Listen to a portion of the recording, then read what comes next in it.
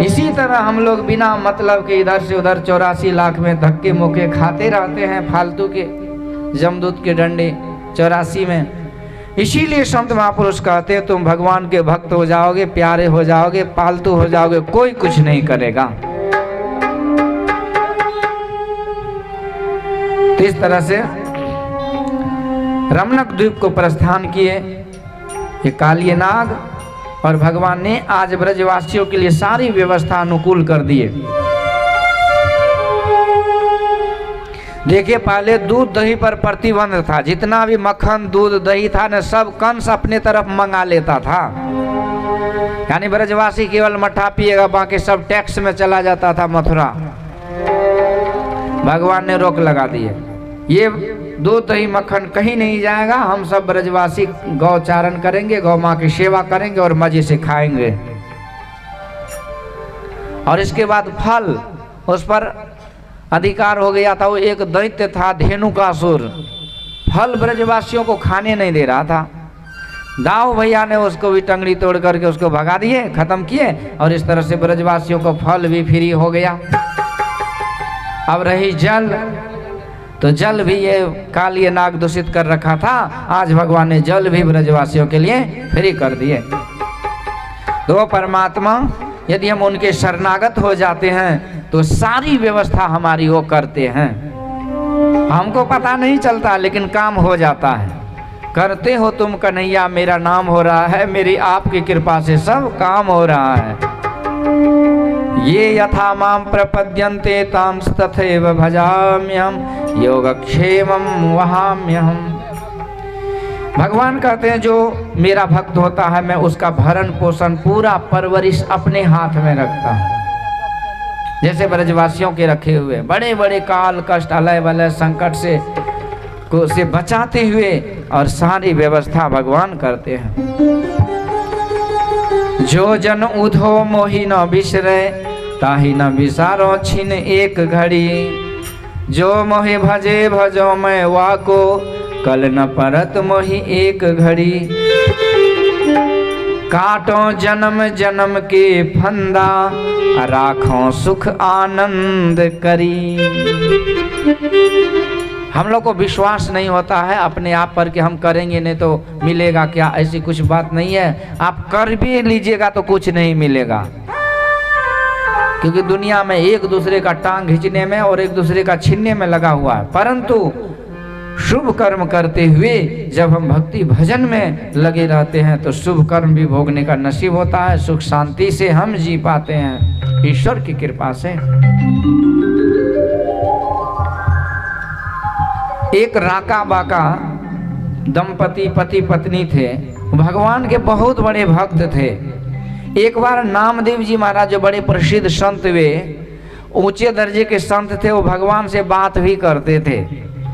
एक दिन भगवान को शिकायत लेकर के गया और कहा महाराज प्रभु आप अपने भक्त वत्सल कहलाते हो, भक्ति ऊपर दिन रात कृपा करते रहते हो, उनकी सारी व्यवस्था करते हो, परंतु देखो ये राका बाका बेचारा दिन भर लकड़ी चुन के लाता है, 2-4-10 रुपए होता है, उसी से किसी तरह जीविका चला रहा है, लेकिन दिन रात आपकी भक्ति करते रहता है। ढंग से कपड़ा नहीं है, पैर में चप्पल नहीं है, खाने पीने का नहीं, घर द्वार कुछ नहीं। महाराज तो इतना भक्ति करे और कुछ नहीं मिले क्या है? आपकी दृष्टि उधर नहीं जाती है क्या? भगवान कहते देखिए महाराज ऐसी बात है ना, ये मेरे दोनों भक्त जो है ना पति पत्नी, ये मेरी भक्ति के अलावा कुछ मांगता ही नहीं है। नामदेव जी कहते ये बनावटी बात है, आप दे और ले नहीं, वो कैसे हो सकता है? अरे महाराज कृपा करो, जरूर लेगा। तो भगवान मुस्कुराते हुए कहते ठीक है तो मैं कृपा करता हूं। भगवान ने योग माया के बल से वो दोनों पति पत्नी जो जा रहे थे लकड़ी बीनने के लिए, तो उसके सामने में थैली में भरा हुआ सोना चांदी गहना जेवर सामने प्रकट किया। अब वो जो राका था पति, उन्होंने जो थैली देखा ना सोने हीरे जवाहरात का, तो सोचा कि ये तो किसी का होगा, इतना धन संपत्ति किसी का गिर गया है, अब किसी का होगा बेचारा, हम क्यों ले ले दूसरे का धन। इसलिए वो मिट्टी से ढकने लगा कि कहीं मेरी घरवाली को लोभ लालच आ जाए तो वो नहीं देख पाए, तो इसीलिए मिट्टी से ढकने लगा उसको। पीछे पीछे उसकी घरवाली आ रही थी। घरवाली ने जो देखा तो क्या बोली, कहते अरे महाराज आगे चलो, जल्दी से लकड़ी बिनना है, चुनना है, तो मिट्टी के ऊपर मिट्टी क्यों डाल रहे हो इतनी देर से। राका का होश उड़ गया। कहते धन्य हो देवी, मुझे तो सोना चांदी और मिट्टी में अंतर दिख रहा था, लेकिन तू तो मुझसे भी आगे चल गई, तुझे तो सोना चांदी और मिट्टी दोनों एक ही दिख रहा है। और बड़ी प्रसन्नता से पति पत्नी गई लकड़ी बीनने लगे। इधर नामदेव जी को भगवान ने कहा, देखा नामदेव, मैं इन भक्तों को बोलो कि क्या दे सकता हूं, इतना धन संपत्ति दिया और ये दूसरे का पराये धन को धूल समझ करके उसे छोड़ के आगे निकल गया। प्यारे मेरे भक्त को यदि मैं अखंड साम्राज्य दे दूं, अष्ट सिद्धियां दे दूं, 14 भुवन का अधिपति बना दूं, फिर भी वो मेरी भक्ति छोड़ करके, मुझे छोड़ करके कुछ भी स्वीकार नहीं कर सकता। नामदेव जी कहते हैं महाराज कोई और उपाय करो, हो सकता है उसको सुख मिले। तो भगवान ने फिर से योग माया का आश्रय लिए और नाम उधर जो राका बाका लकड़ी लाने जा रहे थे, तो भगवान की योग माया काम किया और वहां पर बहुत सारे ढेर लकड़ी के कटे हुए गट्ठर दिखाई दिया राका बाका को। तो दोनों पति पत्नी विचार करते हैं कि आज तो लगता है हम लोगों को भूखे रहना पड़ेगा, क्योंकि लकड़ी तो मिलेगी नहीं, क्योंकि सारे लकड़ी तो कोई आकर के काट करके ढेर ही कर लिया है। अब क्या करें, ये लकड़ी तो हम लोग ले नहीं सकते, यहाँ लकड़ी है नहीं आसपास में, तो चलो आज जो भी होगा भगवान के नाम से एकादशी ही कर लेंगे, क्योंकि लकड़ी होगी नहीं, बेचेंगे नहीं, पैसा होगा नहीं, भोजन होगा नहीं। इस तरह से राका बाका लौट गए उस जंगल से खाली हाथ। उधर नामदेव जी से भगवान ने कहा, देखा नामदेव, अब तुम ही बताओ कि इस भक्त को मैं क्या दे सकता हूं। ये भक्त ऐसे हैं जो सदाचारी जीवन जी करके, परिश्रम की कमाई खा करके, और जितना होता है उसी में संतोष करके और दिन रात मेरी भक्ति करता है। शायद इतना दीजिए जा मैं कुटुंब समाए, मैं भी भूखा ना रहूं, साधु ना भूखा जा। इसलिए हे नामदेव, ऐसे भक्तों के लिए मैं कुछ नहीं कर सकता, केवल उसके पीछे पीछे घूमता रहता हूं और जो भी कार्य है उसका करता रहता हूं। तो इस तरह से कहने का विषय है, जो सच्चे भक्त होते हैं उसके लिए भगवान उसके रक्षक होते हैं, हर तरह की व्यवस्था करते हैं। एक मुनि बालक था जंगल में, एक राजा गया, देखा कि बालक बड़ा तेजस्वी है, बुद्धिमान लग रहा है। तो राजा ने कहा, बालक तुम चलो मेरे राज दरबार और मैं तुझे बढ़िया बढ़िया भोजन कराऊंगा, बढ़िया बढ़िया वस्त्र पहनाऊंगा और बढ़िया स्कूल में शिक्षा दिलाऊंगा। वो बालक ने कहा, देखो महाराज राजन, मैं आपके राज्य में तो जा सकता हूं, लेकिन शर्त है 3। पहला शर्त है कि तुम मुझे भोजन कराओ और तुम भोजन मत करो, मुझे वस्त्र पहना और आप वस्त्र मत पहनो, और मैं जब सो जाऊं तो आप जग करके पहरा करो। राजा कहते ये कैसे हो सकता है? अरे ये हो सकता है कि मैं जो भोजन करूंगा वो तुझे राजसी भोजन कराऊंगा, जो मैं राजसी पोशाक पहनूंगा तुझे पहनाऊंगा, और जो सिपाही मेरी रक्षा करते हैं सोने के बाद वो तुम्हारी करेंगे। बालक बोला, नहीं, मैं उस मालिक के पास रहता हूँ, मैं उस महाराज के पास रहता हूँ, मैं उस सरकार के दरबार में रहता हूँ जो सरकार मुझे खिलाते हैं पर खुद नहीं खाते हैं। आप लोग सब के सब प्रसाद ले लेके आए हैं चढ़ाने के लिए, तो इसमें कोई कमी दिखता है क्या? 50% भगवान खा जाए, 1% भी नहीं। आपके भाव को ग्रहण करते हैं, प्रसाद को नहीं। हमें खिलाते हैं, खुद नहीं खाते हैं, हमें पहनाते हैं पर खुद उसे कोई वस्त्र की जरूरत नहीं है। और जब मैं सो जाता हूं तो वो जग करके पहरा करते हैं। ईश्वर है जो हमेशा हमारी रक्षा करते हैं। पहरा वही हुआ ना, रण वन व्याधि विपत्ति में मत भूलो जन कोय, जठराग्नि में रक्षा किन्नी सो प्रभु गयो कि सोय। हर हमेशा रक्षा करते हैं। तो राजा ने मुनि बालक को प्रणाम करके समझ गया कोई बहुत बड़ा तपस्वी बालक है और चला गया राजधानी को। कहने का विषय यह है कि हम लोगों को भी आवश्यकता है कि भाव भक्ति श्रद्धा प्रेम और विश्वास के साथ हम भक्ति भजन में लगे रहें और बाकी काम को करते रहें। जो भी करेंगे, जो छुएंगे वो सोना हो जाएगा। हर काम आपका सफल होगा। जीवन की यात्रा बड़ी अच्छी सुख से शांति से चलेगी। आइए भजन सुनते हैं। वर्णन करते कभी न थकते हो, वर्णन करते कभी न थकते, जिसका वेद पुराण जगत के कण कण में भगवान, जगत के कण कण में भगवान। वर्णन करते कभी न थकते हो, वर्णन करते कभी न थकते, जिसका वेद पुराण जगत के कण कण में भगवान, जगत के कण कण में भगवान, जगत के कण कण में भगवान।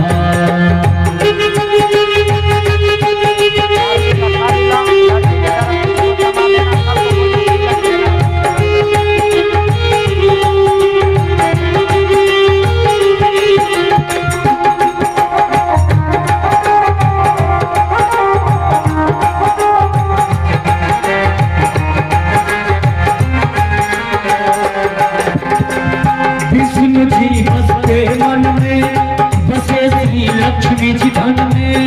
विष्णु जी बसते मन में, बसे श्री लक्ष्मी जी धन में। राम जी सब कीर्तन में, जानकी प्रभु कीर्तन में। राम जी सब कीर्तन में, जानकी प्रभु कीर्तन में। और जन जन के प्राणों में बसते हो, जन जन के प्राणों में बसते, पवन पुत्र हनुमान, जगत के कण कण में भगवान, जगत के कण कण में भगवान। वर्णन करते कभी न थकते हो, वर्णन करते कभी न थकते, जिसका वेद पुराण जगत के कण कण में भगवान, जगत के कण कण में भगवान, जगत के कण कण में भगवान।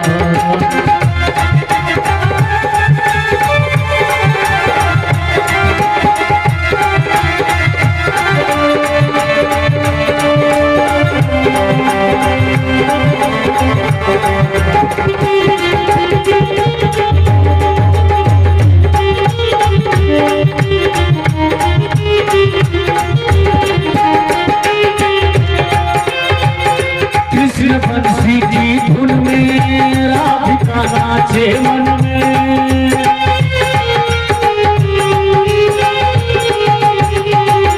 कृष्ण बंसी की धुन में, राधिका नाचे मन में।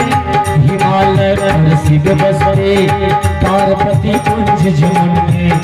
हिमालय पर शिव बसरे, पार्वती कुंज जमुन में। जन जन के प्राणों में,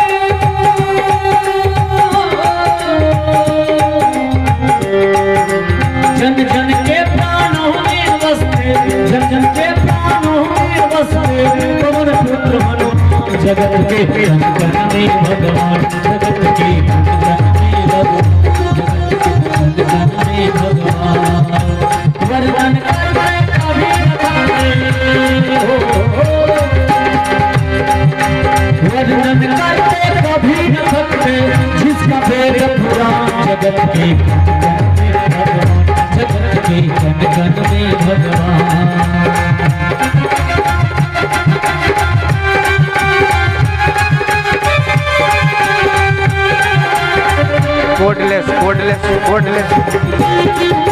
कोडलेस माइक ले जाए।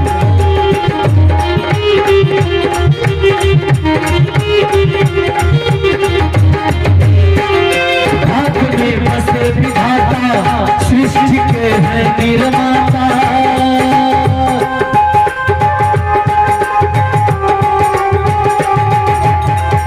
हाथ में बसे विधाता सृष्टि के है निर्माता।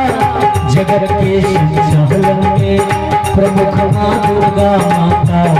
जगत के संचालन में प्रमुख माँ दुर्गा माता।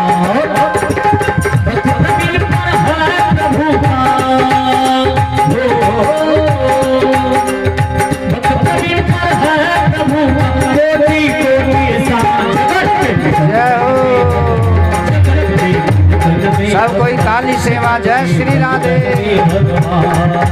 वर्णन करते कभी न थकते।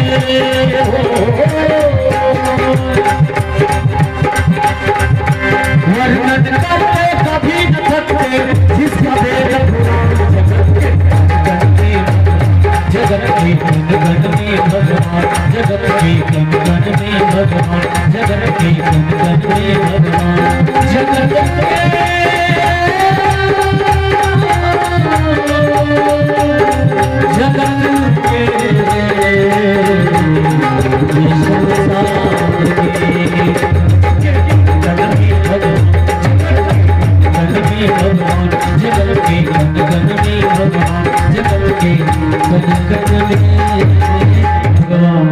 बोलिए भागवत भगवान की जय। श्री आदरणीय श्री अनमोल सिंह जी 100, ऋषिकांत बाबू 51, घनश्याम यादव जी 51, विशुन दास जी 51, कृतानंद सिंह 51, महेंद्र दास 51। ये सारे शुभ नाम जो लिए गए सारे भक्तों ने भगवान के चरणों में ये समर्पित किए हैं। भगवान का लाख लाख आशीर्वाद। बोलिए वृंदावन बिहारी लाल की जय। ऐसे भगवान इस वृंदावन में अपने प्यारे भक्तों के ऊपर कृपा बरसा रहे हैं। आज वृंदावन में भगवान गोचारण करते हुए बहुत दूर चले गए और सुखदेव जी महाराज कहते हैं इस तरह से समय बीतता गया, वर्षा ऋतु आ गया, शरद ऋतु का वर्णन आता है। इसके बाद चीरहरण लीला आती है। गोपियां एक दिन स्नान करने गई, सारी गोपियां, और भगवान चीर चुरा करके वृक्ष पर बैठ गए। पर उस समय भगवान का जो उम्र था मात्र 11 साल का था। ये लीला यदि व्यवहारिक दृष्टि से देखें ना तो पहले के जो बच्चे होते थे, आज भी जो भी है, तो 5 साल 7 साल 10 साल में ये कोई होश हवास नहीं रहता है। एक साधारण लीला है। और दूसरी यदि ज्ञान की दृष्टि से देखें तो भगवान की लीला ये है कि भगवान चीर चुराते, मतलब चीर क्या है? आवरण है। हम आत्मा के ऊपर ये शरीर ही आवरण है, चीर है, वस्त्र है। इसी शरीर रूपी वस्त्र को हम ओढ़े हुए हैं और इसी को बंधन भी कहते हैं। तो जब तक हमारा शरीर अलग नहीं होता है हम आत्मा से, हम जब तक इस बंधन में रहते हैं तब तक हमें ईश्वर का दर्शन नहीं होता है।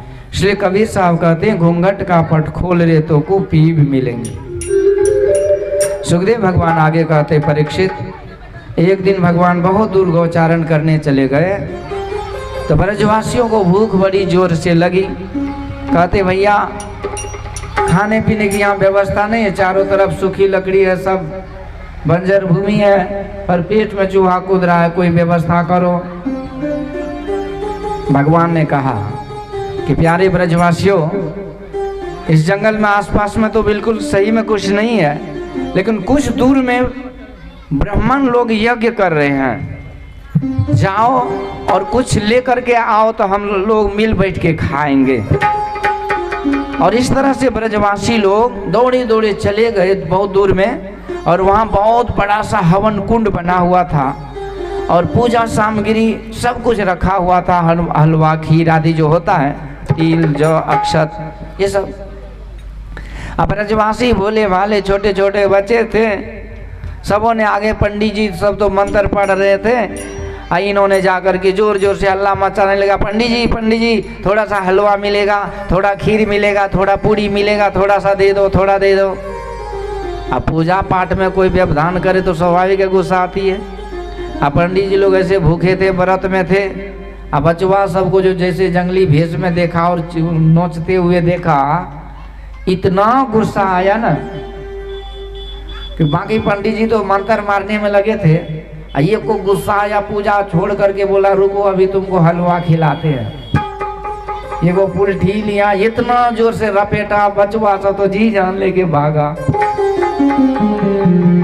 भागने में तेज था, पकड़ में नहीं आए पंडित जी के। पंडित जी सब थोड़ा मोटे छोटे रहते हैं, इसीलिए पकड़ में नहीं आए।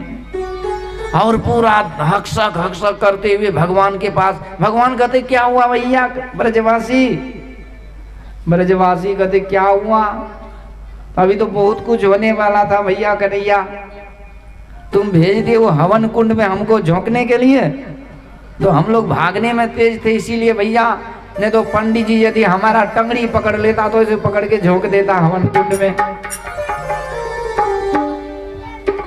भगवान हंसने लगे, कहते प्यारे ब्रजवासियों सुन, ये पंडित जी लोग जो है ना, ये वेदांती हैं, वेद उपनिषद गीता आदि पढ़े हुए हैं, तो इसी विद्या का इसको मद है, जाति का मद है, इसलिए तुम इसके चक्कर में मत पड़ो। तुम पंडिताइन के पास जाओ, बड़ी भोली भाली भक्तिन होती है, वो तुम्हारे भाव को समझेंगे, तुम्हारे भाव को। तो इसलिए कहने का अभिप्राय ये है कि भगवान की भक्ति में ये मद पद ये सब फालतू का चीज है। एक पंडित जी आते थे राम कथा सुनने, लेकिन भगवान को प्रणाम नहीं करते थे। कथा व्यास ने पूछा जब आपको इतनी श्रद्धा भक्ति भगवान की कथा में, तो प्रणाम क्यों नहीं करते? तो उन्होंने कहा कि तखन हम पंडित जी अब भगवान क्षत्रिय जाति के हैं, तो हमसे तो नीचे जाति के हैं, तो हम क्यों प्रणाम करें? तो ये सब जाति पाति पूछे नहीं कोई, हरि के भजे सो हरि के होई, कह रघुपति सुनो भामिनी बाता, मानव एक भगति कर नाता। भगवान भक्ति की नाता रखते हैं। और जहाँ तक जाति की बात है ना, तो पंडित जाति में भी शूद्र मिलेगा, वैश्य मिलेगा, क्षत्रिय मिलेगा, और शूद्र जाति में भी पंडित मिलेगा, क्षत्रिय मिलेगा, वैश्य मिलेगा। क्षत्रिय जाति में भी पंडित मिलेगा, शूद्र मिलेगा, वैश्य मिलेगा। चारों वर्ण में सब मिक्सचर है। क्यों? क्योंकि ब्राह्मण मतलब है कि जो वेद शास्त्र पुराण पढ़े पढ़ाए, पूजा अनुष्ठान करे कराए, वैष्णव धर्म का जितना नियम है उसको करे, तो वो ब्राह्मण कहलाते हैं। वकील का बेटा होने के बाद भी वकील नहीं हो सकता जब तक LLB की पढ़ाई नहीं करेंगे। डॉक्टर का बेटा डॉक्टर नहीं हो सकता जब तक कि नीट की पढ़ाई करके MBBS नहीं ले लेंगे। इंजीनियर का बेटा इंजीनियर नहीं हो सकता जब तक कि इंजीनियरिंग की डिग्री नहीं लेंगे। उसी तरह केवल नाम के ब्राह्मण के संतान ब्राह्मण तो कहलाने के लिए कहलाएंगे नाम से, लेकिन गुण से ब्राह्मण नहीं हो सकते। तो इसलिए अब शूद्र में भी ब्राह्मण है, बहुत सारे ब्राह्मण वाले धर्म का काम करते हैं, ब्राह्मण में भी बहुत सारे जो शूद्र वाला धर्म का काम करते हैं। तो ये इसका चुनाव ऐसे होता है कि कर्म चातुर्वरेण्य मया सृष्टम गुण कर्म विभाग सा। भगवान गीता में कहते हैं मैंने 4 वर्णों की व्यवस्था तो जरूर किया है, लेकिन गुण कर्म के आधार पर। तो गुण कर्म से जो ब्राह्मण है वही ब्राह्मण है, पूर्ण ब्राह्मण है। तो एक होता है शरीर से मनुष्य और एक होता है गुण से मनुष्य। तो शरीर से मनुष्य तो दुर्योधन भी था, शरीर से मनुष्य तो रावण भी था। रावण ब्राह्मण कुल में जन्म लिया था, उसका बाप था विशस्त्रवा और दादा था पुलस्त ऋषि। पुलस्त ऋषि का बेटा विशस्त्रवा ऋषि का बेटा था ये रावण, और पुलस्त ऋषि ब्रह्मा जी का बेटा है। कितना नजदीक कनेक्शन है ब्राह्मण जाति में, कितने ऊंचे कुल के। मनुष्य से शरीर से ब्राह्मण था, लेकिन गुण से जो है ना वो ब्राह्मण नहीं हो पाया, इसलिए आज भी रावण की पूजा नहीं, उनके पुतले जलते हैं। तो ये सोना में सुहागा है यदि हम गुण और कर्म से ब्राह्मण हो जाएं। बोलिए भागवत भगवान की जय। तो इस तरह से ब्रजवासी सब के सब पंडिताइन के पास चले गए। और आप देखिए माताओं में गुण ये भक्ति ज्यादा होती है। यहाँ भी देखिए 12 ना 14 ना माता बहन की संख्या होगी, जगह जगह मैं देखता हूँ। तो स्वाभाविक रूप से उसमें ज्यादा प्रपंच नहीं होता। सारे ब्रजवासी ब्राह्मणियों के पास गए और सूचना दिए कि हमारे प्रभु गोचारण करते बहुत दूर आए हैं और भूखे हैं, आप जरा सा कुछ व्यवस्था दो। अब ये ब्राह्मणी तो अपने भाग्य की सराहना करने लगे कि हे विधाता, आज तक मैंने जितने व्रत उपवास किए, जितने दान पुण्य किए, लगता है सबका पुण्य मुझे आज मिल गया। सारे एकादशी चतुर्दशी ये नव दुर्गा ये सारे पूजा का फल लगता है कि आज ईश्वर ने मुझे दिया, कि आज मैं इन्हीं हाथ से अपने हाथ से बनाया हुआ भोग प्रसाद में भगवान को भोग लगाऊंगी, मैं तो धन्य हो जाऊंगी। ब्रजवासियों को बोला कि आप लोग चलिए और हम लोग अवश्य आऊंगी, बढ़िया से बढ़िया प्रसाद बनाकर लाऊंगी। ब्रजवासी तो उधर चले गए और सारी ब्राह्मणियों ने भाव भक्ति श्रद्धा प्रेम के साथ सुंदर सुंदर पकवान बनाई। पंडित जी सब सोचने लगे कि शायद ये हवन कुंड के लिए व्यवस्था बना रही है। पंडित जी लोग तो बड़े आनंदित थे कि आज बढ़िया बढ़िया भगवान को चढ़ा के अपना भी खाऊंगा। लेकिन सारी ब्राह्मणियों ने पतियों से नजर से छिपते हुए और अपने आंचल में सुंदर सुंदर भोजन पकवान बना करके और पिछले रास्ते से सब के सब वृंदावन श्री धाम वृंदावन भगवान के पास समीप पहुंच जाते हैं। और सारे ब्रजवासी बैठ गए, भगवान बैठ गए और ये पुण्यात्मा ये ब्राह्मणियों ने अपने हाथ से साक्षात श्री हरि नारायण लक्ष्मीपति भगवान को भोग लगाई। सारे ब्राह्मणियों का भोग भगवान ने ग्रहण किया और लाख लाख आशीर्वाद दिया, अनन्य भक्ति का वरदान दिया। और इस तरह से ब्राह्मणी सदा सदा के लिए भगवान की भक्तिन हो गई और सारे दुख कलेश पाप ताप संताप इसका खत्म हो गया और अनन्य शुद्ध निर्मल पवित्र होकर के भगवान को प्राप्त हो गई। लघुता से प्रभुता मिले, प्रभुता से प्रभु दो, चीटी शक्कर ले चले हाथी के पग धो। जिसके अंदर श्रद्धा है भक्ति है वो तो भगवान को प्राप्त कर लेते हैं, पर जो जाति वर्ण में खोए हुए हैं डूबे हुए हैं वो तो ऐसे स्वाहा स्वाहा करते रह जाएंगे। अग्निर्देवो द्विजाति नाम मुनि नाम हृदय दैवतम प्रतिमा स्वल्प बुद्धि नाम सर्वत्र समदर्शी नाम। अग्निर्देवो द्विजाति नाम, ब्राह्मण लोग केवल अग्नि में देवता को देखते हैं। अग्नि देव अग्नि ये स्वाहा करते हैं ना। मुनि नाम हृदय दैवतम, मुनि महात्मा लोग हृदय में भगवान को देखते हैं और स्वल्प बुद्धि वाले लोग, छोटी बुद्धि वाले लोग केवल प्रतिमा में भगवान को देखते हैं, फोटो में मूर्ति में।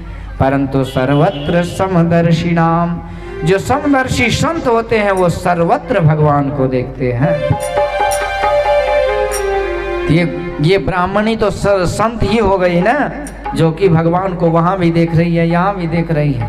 तो इस तरह से हम लोगों की दृष्टि होनी चाहिए कि अग्नि देवता की भी पूजा करें, मंदिर में भी चढ़ाएं, पर दरिद्र नारायण का भी ख्याल रखें। हर जीव पर दया भाव रखें, हर जीव को भगवान का रूप समझ के उसकी सेवा करें। इस तरह से भगवान की कृपा होती है। आज इस ब्राह्मणियों के ऊपर भगवान ने कृपा बरसाई। आगे सुखदेव जी महाराज कहते, परीक्षित